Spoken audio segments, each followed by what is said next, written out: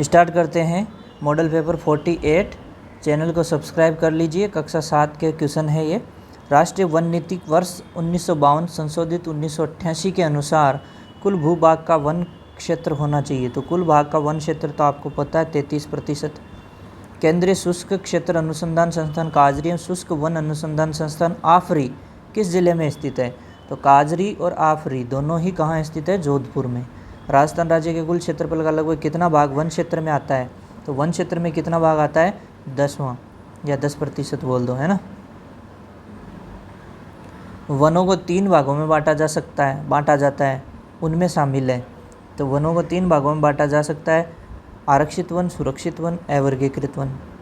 विश्व का एकमात्र वृक्ष मेला कहाँ लगता है? तो विश्व का एकमात्र वृक्ष मेला कहाँ लगेगा? खेजड़ली, जोधपुर में। राज्य में सर्वाधिक तथा सबसे कम वन क्षेत्र किन जिलों में पाया जाता है? तो सर्वाधिक तो वन क्षेत्र कहाँ रहेगा? उदयपुर। सबसे कम किस में है? चूरू में। राजस्थान में सदाबहार वन कहाँ पाए जाते हैं? तो सदाबहार वन है वो आपको कहाँ देखने को मिलेंगे? माउंट आबू में। राजस्थान का राज्य पक्षी कौन सा है?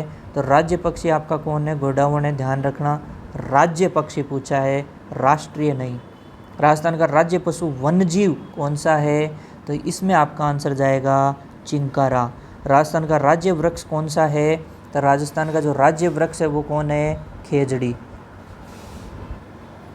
दोस्तों रोहिड़ा मत कर देना, यहाँ पे रोहिड़ा है राज्य पुष्प, ठीक है।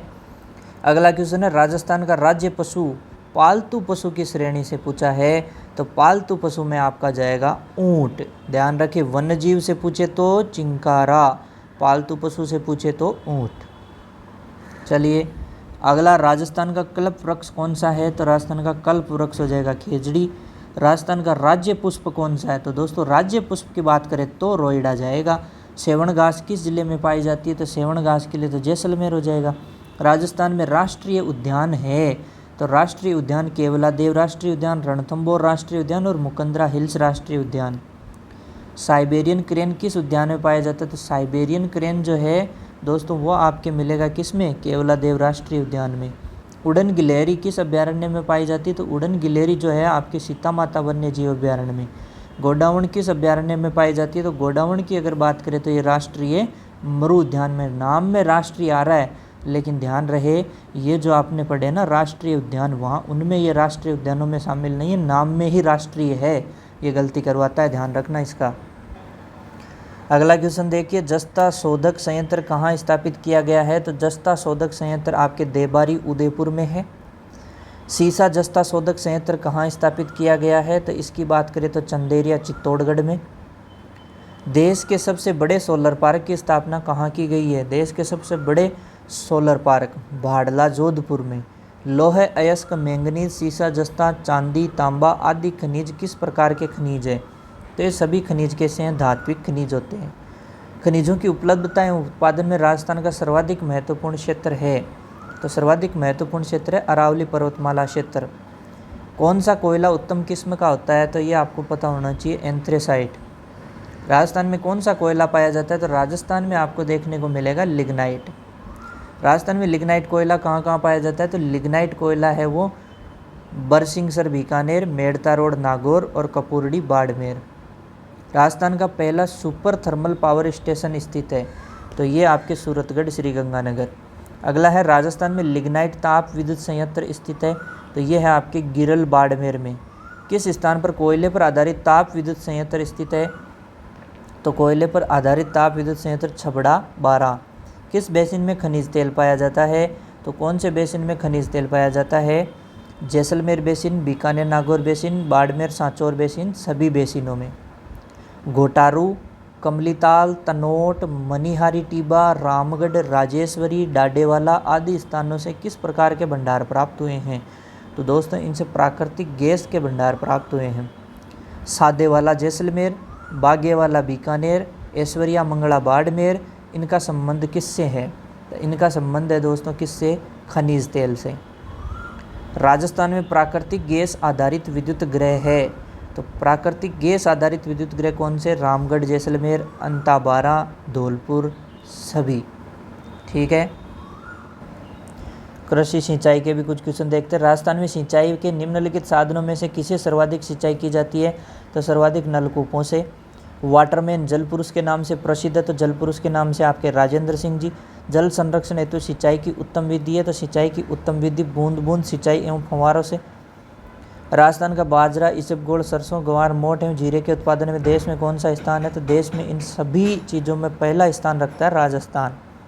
एशिया महाद्वीप का सबसे बड़ा कृषि फार्म स्थित है, सबसे बड़ा कृषि फार्म है वो सूरतगढ़ में स्थित है। देखो तो सही मजे। मेवाड़ का प्रमुख भोजन निम्न में से कौन सा है, तो मेवाड़ का प्रमुख भोजन निम्न में से कौन सा है, मक्का। कपास, गन्ना, तंबाकू, तिलहन आदि किस प्रकार की फसलें, तो ये सभी किस प्रकार की फसलें, व्यापारिक फसलें। राजस्थान का प्रमुख खाद्यान्न कौन सा है, तो राजस्थान का प्रमुख खाद्यान्न पूछे तो वो है बाजरा, और मेवाड़ का पूछे तो है मक्का। इंदिरा गांधी नहर से राजस्थान के किस जिले में सिंचाई होती है, तो इंदिरा गांधी नहर से राजस्थान के श्रीगंगानगर, हनुमानगढ़, बीकानेर सभी में होती है। वाटरमैन राजेंद्र सिंह को किस पुरस्कार से सम्मानित किया गया है, तो इनको सम्मानित किया गया रमन मैग्सेसे पुरस्कार से। अगला क्वेश्चन है, राज्य की जोधपुर मंडी किसके लिए प्रसिद्ध है, तो दोस्तों जोधपुर मंडी आपकी जीरा के लिए प्रसिद्ध है। राजस्थान राज्य कृषि विपणन बोर्ड की स्थापना कब की गई, तो इसके बारे में देखें तो 1974 में, याद रहे तो ठीक, छोड़ देना। राज्य की कोटा मंडी किसके लिए प्रसिद्ध है, तो राज्य की जो कोटा मंडी है वो धनिया के लिए प्रसिद्ध है। पीडीएस का पूरा नाम क्या है, तो पीडीएस का पूरा नाम है सार्वजनिक वितरण प्रणाली। वह तंत्र या प्रणाली जिससे देश के गरीब लोगों को खाद्यान्न वितरण की सुविधा प्रदान की जाती है। देश की बातें अपन कम ही देखेंगे, लेकिन फिर भी कोई बात नहीं। राजस्थान में प्रथम सूती वस्त्र मिल द कृष्णा मिल्स लिमिटेड की स्थापना कहाँ की गई, तो इसकी स्थापना कहाँ की गई, आपके ब्यावर में। राजस्थान में प्रथम सूती वस्त्र मिल द कृष्णा मिल्स लिमिटेड, तो ये किस वर्ष में की गई थी, अच्छा तो किस वर्ष में की गई थी, 1889 में। राज्य स्तरीय निर्यात पुरस्कार योजना के तहत कितने श्रेष्ठ निर्यातकों को पुरस्कृत किया जाता है, 35 को।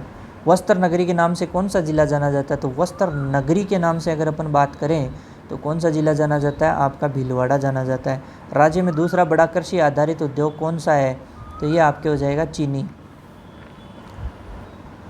किस मुगल बादशाह ने जसवंत सिंह को महाराजा की उपाधि प्रदान की थी, तो कौन से मुगल बादशाह थे, शाहजहां। मिर्जा राजा जयसिंह के काल में 1662 ईस्वी में बिहारी सतसई लिखी गई, इसके लेखक कौन है, तो इसके लेखक कौन है, राजकवि बिहारी। राजपूताने का कर्ण किस शासक को कहा जाता है, राजपूताने का कर्ण जो है महाराजा राय सिंह को।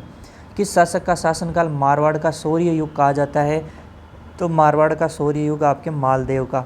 संगीत राज, संगीत मीमांसा, सूढ़ प्रबंध आदि किसकी कृतियां हैं, तो ये सभी महाराणा कुंभा की कृतियां हैं। प्रसिद्ध ग्रंथ पृथ्वीराज रासो की रचना किस कवि द्वारा की गई, तो पृथ्वीराज रासो की रचना जो है वो चंद्रबरदाई के द्वारा की गई। फारसी इतिहासकारों ने हसमत वाला शासक किस शासक को कहा है, हसमत वाला शासक मालदेव को कहा है। पृथ्वीराज चौहान की माता का नाम क्या था, पृथ्वीराज चौहान की जो माता है उनका नाम कर्पूरी देवी था। महाराणा कुंभा किस वर्ष मेवाड़ के राज सिंहासन पर बैठे, तो ये जो है आपके 1433 ईस्वी में। गीत गोविंद किसकी कृति है, तो गीत गोविंद की अगर बात करें तो ये जयदेव की कृति है। किस शासक द्वारा अचलगढ़ दुर्ग, बसंती का दुर्ग, भोमट दुर्ग एवं मचान का दुर्ग आदि दुर्गों का निर्माण करवाया गया, तो ये ध्यान रखें, बहुत अच्छा क्वेश्चन है, महाराणा कुंभा।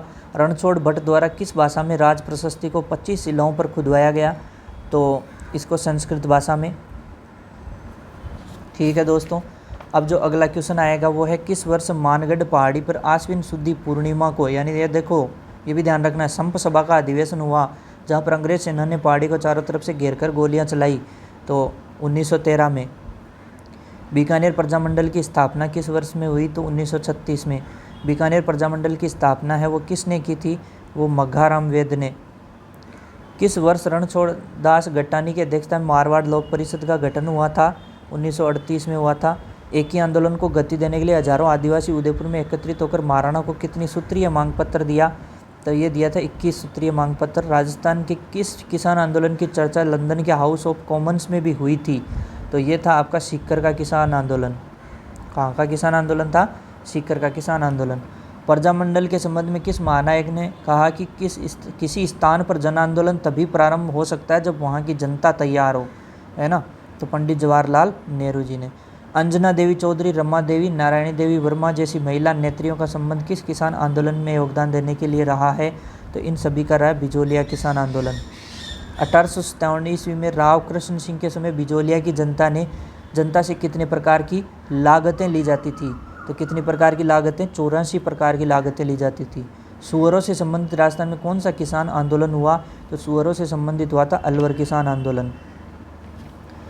ठीक है। जराइम पेशा कानून किस वर्ष समाप्त हुआ? तो ये सन 1952 में। नानक भील की मृत्यु किस संगठित किसान आंदोलन के अंतर्गत हुई थी? तो ये हुई थी बूंदी किसान आंदोलन के। रूपाजी व कृपाजी का संबंध किससे? तो रूपाजी और कृपाजी का है बेगू किसान आंदोलन से। चांदनी चौक में लॉर्ड होर्डिंग पर बम फेंकने वाले रास बिहारी बोस के साथ निम्न में से कौन एक सम्मिलित था? तो इनके साथ कौन सम्मिलित थे? ठाकुर जोरावर सिंह। चेतावनी चुंगटिया प्रसिद्ध सोरठा लिखकर मेवाड़ महाराणा को ब्रिटिश शासन के विरुद्ध सचेत किसने किया था? तो किसने सचेत किया था? केसरी सिंह बारठ। अगला क्वेश्चन है, राजस्थान में सर्वप्रथम किस राज्य में कन्यावध को गैरकानून घोषित किया गया? तो सबसे पहले कोटा में। अलवर रियासत ने बाल विवाह और अनमेल विवाह निषेध कानून कब बनाया? तो ये कब बनाया था? 10 दिसंबर 1903 में। ध्यान रहे किस वर्ष डाकन प्रथा को गैरकानूनी घोषित किया गया?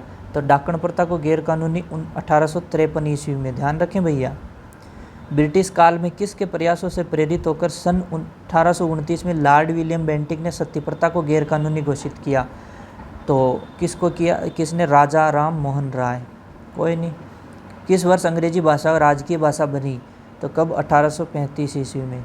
जल जंगल और जमीन आंदोलन किसने चलाया? तो जल जंगल और जमीन आंदोलन मामा बालेश्वर दयाल। ध्यान रखना अपने सिलेबस में नहीं है वो छोड़ देना। जीवन कुटीर नामक संस्था की स्थापना किसने की? तो यह आपके किसने की? हीरालाल शास्त्री। नाना भाई के शहीद होने के बाद पाठशाला के वे दूसरे अध्यापक जिसे पुलिस ने क्रूरता से पीटा तथा उन्हें वाहन के पीछे घसीटना शुरू किया वह कौन था? सेंगाबाई थे। सेंगाबाई थे। मेवाड़ और राज्य में डायन प्रथा निर्मूलन प्रथा अधिक प्रचलित थी। ठीक है। मेवाड़ और कौन से राज्य में थी? इसके साथ साथ कोटा राज्य में। ठीक है। अगला है कि लोकप्रिय गीत जो पंछीड़ा है वो पंछीड़ा गीत किसका है? माणिक्यलाल वर्मा का। ठीक है दोस्तों, ये कक्षा 7 कंप्लीट। अगले में आएगी कक्षा 8। Thank you so much. जय हिंद, जय भारत।